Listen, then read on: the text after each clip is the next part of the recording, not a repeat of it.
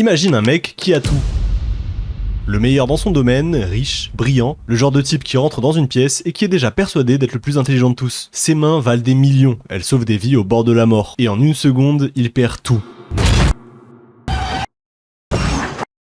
Une route, une pluie, un téléphone qui le regarde au mauvais moment, et ses mains parfaites, elles tremblent, elles ne répondent plus. Alors ce génie qui contrôle tout, il va devoir apprendre un truc qu'il a passé sa vie à mépriser. Que la science n'explique pas tout, et que son pire ennemi, c'est pas la magie, c'est lui-même. On continue le compte à rebours Doomsday jusqu'au 16 décembre 2026. On se retrouve tous les vendredis à 18h pour le Projet Card, on revoit tous les films du MCU. Je te donne plein de détails cachés, les références aux comics et aux autres univers de la pop culture. Et on analyse et on classe dans une tier list tous les films. La semaine dernière, une amitié se brisait. Steve contre Tony. Une équipe coupée en deux. Aujourd'hui, on change complètement de dimension. On quitte la politique et les accords et on entre dans le mystique. Voici l'épisode 14 du Projet Card sur le film.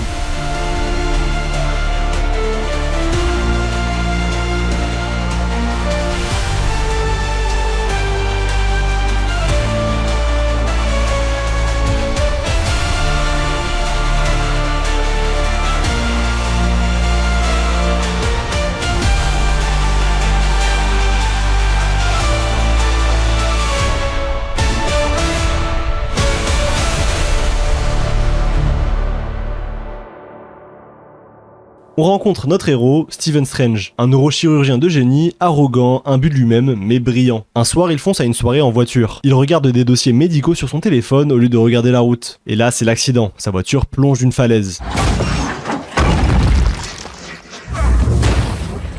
Il survit, mais ses mains sont détruites. Ses nerfs sont sectionnés, elles tremblent sans arrêt. Et pour un neurochirurgien, c'est pas bon signe. Il claque toute sa fortune dans des opérations expérimentales et tout échoue. Il repousse Christine, la seule qui reste à ses côtés. Et à bout, il entend parler d'un homme paralysé qui s'est remis à marcher. Il le rencontre et cet homme l'envoie au bout du monde. Direction Katmandou à Camartage. Là-bas, il se fait agresser et un sorcier le sauve, Mordo. Il le mène jusqu'à l'ancien, elle l'accueille comme un roi avec une bonne petite boisson chaude. Mais perso, avec la canicule, moi je préfère un truc bien frais. Et j'ai aussi besoin de quelque chose qui me fait tenir pour mes sessions de montage, et j'ai trouvé la solution. Et c'est Oli Energy. Franchement, j'ai jamais trop accroché au soda ultra sucré. Et les autres boissons énergisantes me filaient un gros coup de barre juste après. Mais j'ai pu tester Oli Energy, et franchement, en plus d'être super bon, ça me donne un vrai coup de pouce sans crash. Oli, c'est de la poudre. Tu mets dans le shaker, tu rajoutes de l'eau, tu secoues, et c'est prêt. Et perso, moi je me rajoute des glaçons et ça me régale. Mon goût préféré, c'est Watermelon Whale, je peux pas m'arrêter de boire. Je descends le shaker sans m'en rendre compte. Et si tu veux tester, le plus simple, c'est le starter set de luxe. T'as les 4 gammes dedans pour voir laquelle tu préfères, plus le shaker. Et j'ai un petit code pour toi. Avec NZO10, t'as 10% de réduction sur ta commande. Toutes les infos sont en description et moi je retourne chez Dr Strange. Strange en bon scientifique se moque d'elle. Alors elle lui claque l'âme hors du corps et l'envoie voyager à travers le multiverse.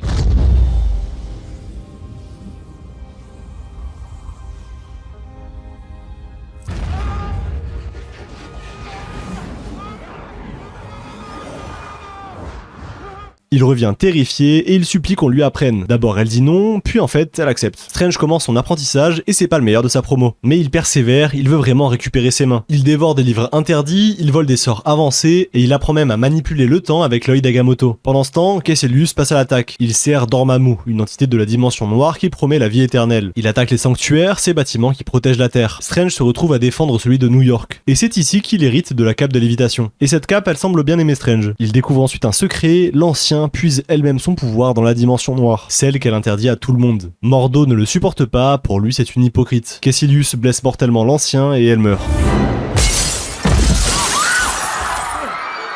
Et c'est là que Strange comprend le vrai enjeu. La Terre est en train de se faire dévorer par la dimension noire. Alors il ne va pas se battre, il va tricher. Il enfile l'œil d'Agamotto, il fonce dans la dimension noire, et il piège Dormammu dans une boucle temporelle infinie. Dormammu! À chaque fois que Dormammu le tue, la boucle recommence, encore et encore. Une éternité de mort en boucle, jusqu'à ce que le dieu cosmique craque et accepte de quitter la Terre en emmenant Caecilius avec lui. Strange a gagné sans lever le poing, juste avec sa tête et beaucoup de patience. Mordo, dégoûté qu'on ait osé briser les lois de la magie, s'en va. Et Strange, quant à lui, devient le gardien du sanctuaire de New York. Et dans la scène post-générique, Mordo bascule. Il commence à traquer les sorciers pour leur voler leur pouvoir.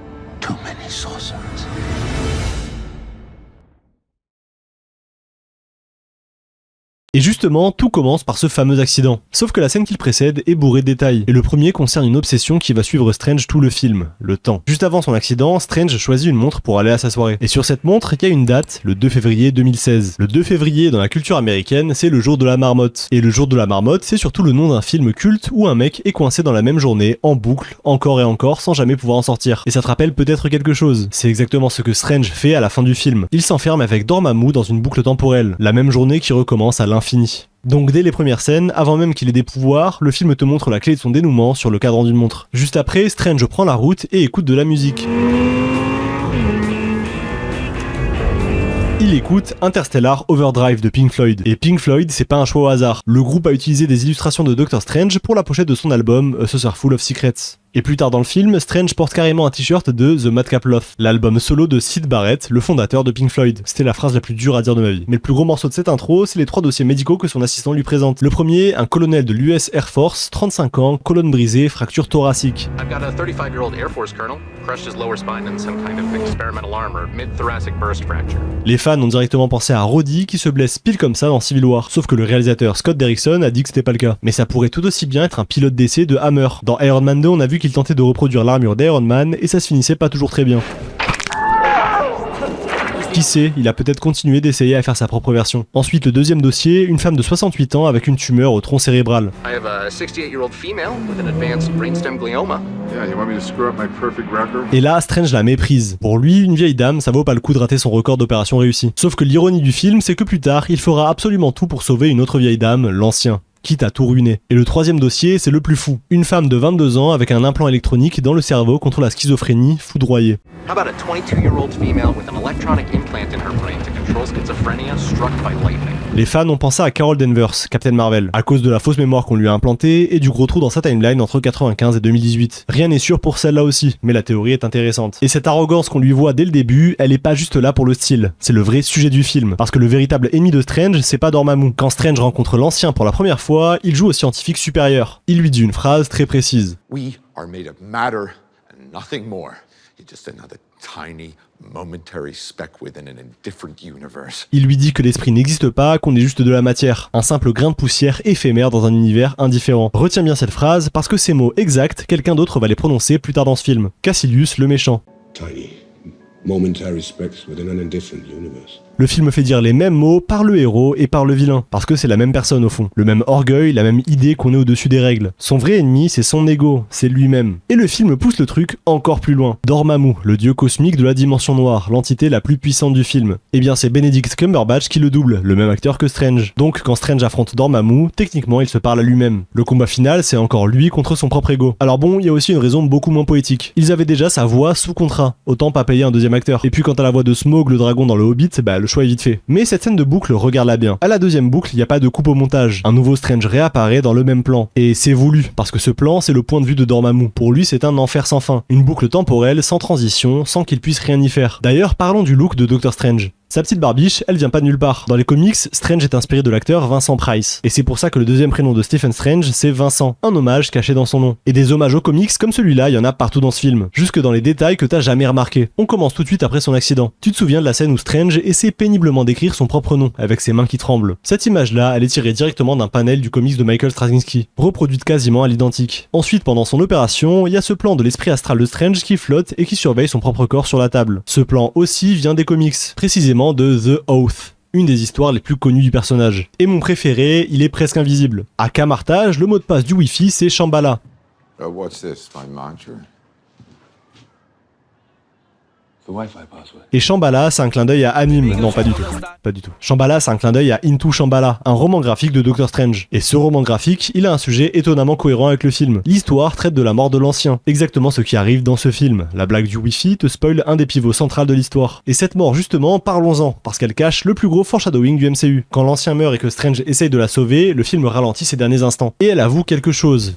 I've spent so many years peering through time, looking at this exact moment, but I can't see past it.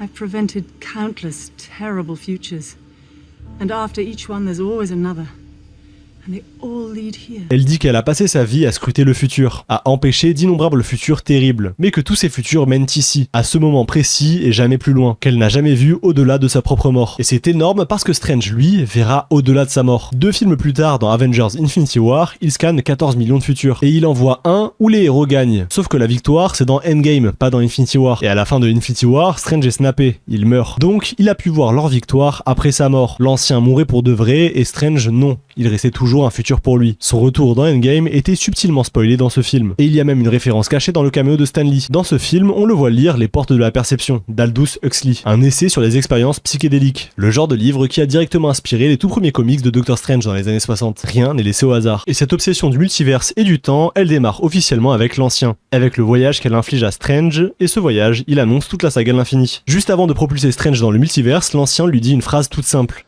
Open your eyes. Ouvre ton œil. Et c'est pas juste une expression, elle fait référence au concept du 3e œil, l'œil qui ouvre l'esprit à une conscience supérieure. Ce concept, on le reverra officiellement dans la scène post-générique de son 2e film, avec des CGI absolument immondes. Ensuite, le trip en lui-même. Derrickson a confirmé ses 2 grosses influences. 2001, l'Odyssée de l'espace de Kubrick pour le voyage dimensionnel, et Contact pour le voyage par trou de verre. Regarde bien les effets sur le visage de Strange. C'est repris presque tel quel du visage de Jodie Foster dans Contact. Le même effet, la même déformation. Mais le vrai détail, il est dans ce que Strange traverse. À un moment, il se désintègre en poussière, puis il se reforme. What is real?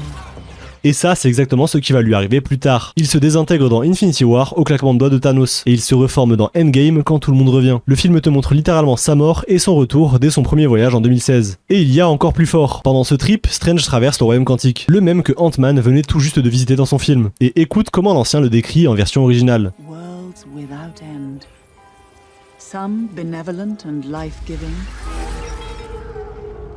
Une dimension bienveillante, génératrice de vie. Et elle a raison, parce que dans Ant-Man et la Guêpe, on y puise de l'énergie de guérison quantique, celle qui va servir à guérir Avastar. Et surtout dans Endgame, c'est grâce au royaume quantique que les Avengers trouvent le moyen de remonter le temps et de ramener toutes les victimes de Thanos. Toute la fin de la saga de l'infini était déjà là, dans une scène de trip d'un film de 2016. Bon, revenons sur Terre, et plus précisément à Camartage, parce que dans cette école de magie, il y a un personnage qu'on adore tous. Quand Strange arrive à la bibliothèque, il rencontre le bibliothécaire, Wong. Dans les comics, Wong, c'est le fils du maître ermite qu'on voit justement quand Strange rencontre l'ancien. Et Strange compare son nom unique, Wong, aux artistes qui n'ont qu'un seul nom, comme Adele, Aristote, etc. Just Wong? Like Adele? Or Aristotle? Et le film n'oublie pas la blague. Plus tard, Strange revient demander d'autres livres et Wong lui dit qu'il n'est pas encore prêt. Ce à quoi Strange répond « You're not ready for that. Try me, Beyoncé. » Il fait encore référence aux personnalités ayant un nom unique, et Wong fait mine de pas savoir de qui il parle. Sauf que plus tard, quand Strange vole des bouquins dans la bibliothèque en douce, on entend ce que Wong écoute pour se détendre. Bah alors Wong, on aime bien Beyoncé? I'm a single lady, I'm a single lady, I'm a single lady. Je capte, en vrai, moi aussi je kiffe. Et cette bibliothèque, regarde comme elle est agencée. Les livres les plus rares sont attachés par des chaînes. Et c'est pas de la déco, ça existe vraiment. On appelait ça les scriptoriums au Moyen-Âge. Et il y a encore aujourd'hui une chained library à Oxford, où les bouquins précieux sont accrochés par des chaînes pour pas qu'on les vole. Mais comme on dit, les voleurs ne lisent pas et ceux qui lisent ne volent pas. Bon, ça marche pas trop en vrai. Et sous le livre de Cagliostro, il y a un détail que beaucoup de fans ont repéré. Un emplacement vide, un livre qui a été retiré. Et pendant longtemps, tout le monde a cru que c'était l'emplacement du Darkhold, le fameux livre des damnés qu'on retrouve bien plus tard dans le MCU. Et pour finir sur cette bibliothèque, il y a la fameuse scène de la pomme. Strange s'entraîne à manipuler le temps avec l'œil d'Agamotto. Et il choisit de le faire sur quoi? Une pomme. Et une pomme, c'est le fruit défendu, le symbole de la connaissance interdite. Et c'est exactement ce que fait Strange à ce moment-là. Il vole une sagesse divine à laquelle il n'a pas le droit. Il apprend à jouer avec le temps. Et de la connaissance interdite aux objets interdits, il n'y a qu'un pas. Parce que Camartage et les sanctuaires regorgent de reliques. Et certaines cachent des connexions énormes avec le reste du MCU. Quand Mordo fait visiter les lieux à Strange, il lui présente plusieurs reliques. La première, c'est le bâton du tribunal vivant. This is the staff of the living tribunal. Et le tribunal vivant dans les comics, c'est une entité géante à 3 visages qui juge le multiverse tout entier. Alors évidemment, c'est pas littéralement un bâton qui appartient au tribunal vivant, il porte juste son nom. Et ce qui est fou, c'est qu'une scène coupée d'Infinity War prévoyait un caméo du vrai tribunal vivant. On l'aurait vu juger Thanos pendant son duel contre Strange, mais ils l'ont coupé. Juste après, Mordo montre les bottes de Valtor, inspirées des vapeurs de Valtor des comics. Vaulting boots of Valtor. Et celles-là, tu les as déjà vues sans le savoir. Strange les réutilise dans Infinity War. C'est le sort qu'il balance pour aider Peter Quill sur Titan. Ensuite, dans le sanctuaire de New York, caché dans le décor, il y a un casque. Et ce casque ressemble beaucoup à celui de Black Knight, Dane Whitman. Le même personnage qui apparaît dans Eternals, avec une scène post-générique hyper mystérieuse qui tease Blade. Une promesse qu'on ne verra probablement jamais aboutir. On continue avec le brasier de Bom Galiat. Strange tente de l'utiliser pendant un combat. You don't know how to use that, do you? Dans les comics, cet objet sert au transport et à la dissimulation. Et petit clin d'œil rigolo, on peut le retrouver à Disneyland, dans le coffre du collectionneur sur l'attraction Mission Breakout. Et enfin, une relique surpuissante. Pour piéger Cassilius, Strange l'enferme dans les bandes cramoisies de Cyttorak. Et dans les comics, Cyttorak, c'est l'entité surpuissante qui donne son pouvoir au Juggernaut. Encore une fois, comme le tribunal vivant, ça lui appartient pas littéralement. Cette relique porte juste son nom.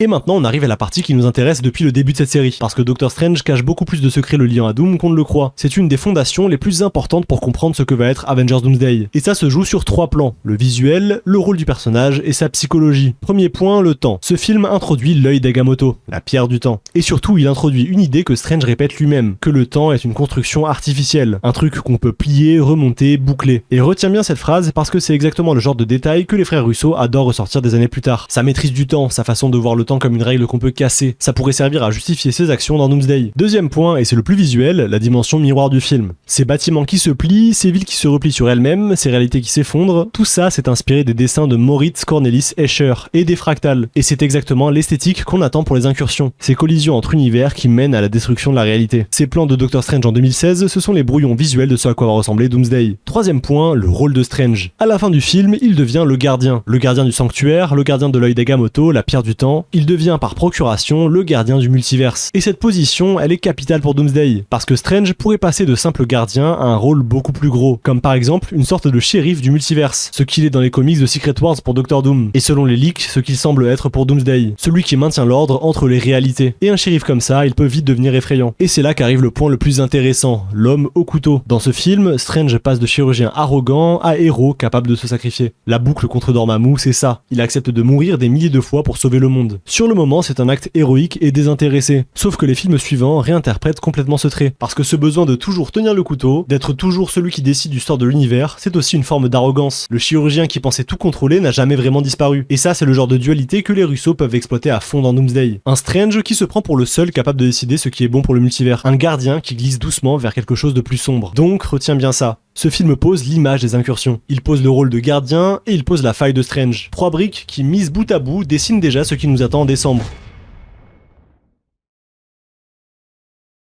Bon, maintenant le verdict. Et pour moi, la grande réussite de ce film, c'est une seule chose, la magie. Parce que jusque-là, la magie dans le MCU, on en avait eu des miettes. On l'avait effleuré dans les 2 Thor, avec Asgard et ses pouvoirs qui ressemblaient plus à de la science très avancée que de la vraie magie. Ici, c'est différent. La magie, c'est pas un détail, c'est le thème central de tout le film. Les sorts, les dimensions, les portails, la manipulation du temps, tout un univers du MCU s'ouvre avec ce film. Et c'est franchement très bien fait. Visuellement, ça n'avait jamais existé dans la saga avant ça. Et l'autre gros point fort, c'est le personnage. Stephen Strange est un personnage complexe, arrogant, cassant, imbu de lui-même, et pourtant capable d'évoluer. Son passage du chirurgien égoïste au sorcier prêt à se sacrifier, ça fonctionne, on y croit. Après, faut être honnête, ce n'est que le début de son évolution. Le personnage devient encore plus intéressant dans les films suivants, mais comme point de départ, c'est solide. Pour moi, ce film se classe en rang A, une excellente introduction à la magie, un personnage principal qui a de quoi tenir sur la durée, et une identité visuelle unique dans le MCU. Rang A est mérité. Et toi, tu mets où Doctor Strange dans ta tier list? Mais surtout, je veux ton avis sur la fin. Strange qui piège Dormammu dans une boucle infinie sans lever le poing, juste avec sa magie. Est-ce que c'est le plan le plus intelligent de tout le MCU, ou alors c'est une facilité de scénario un peu trop pratique? Team coup de génie ou team il a triché monsieur l'arbitre? Dis-moi ça en commentaire et explique-moi pourquoi. J'ai hâte de lire vos avis là-dessus. Like et partage si l'épisode t'a plu, ça aide énormément la chaîne. La semaine prochaine, on remonte dans l'espace. On retrouve un arbre, un raton laveur et une bande de losers qu'on adore. Sauf que cette fois, c'est une histoire de père et de deuil. Un des films les plus beaux et les plus tristes du MCU. Les Gardiens, volume 2, vendredi 17 juillet à 18h. Abonne-toi, active la cloche et à plus.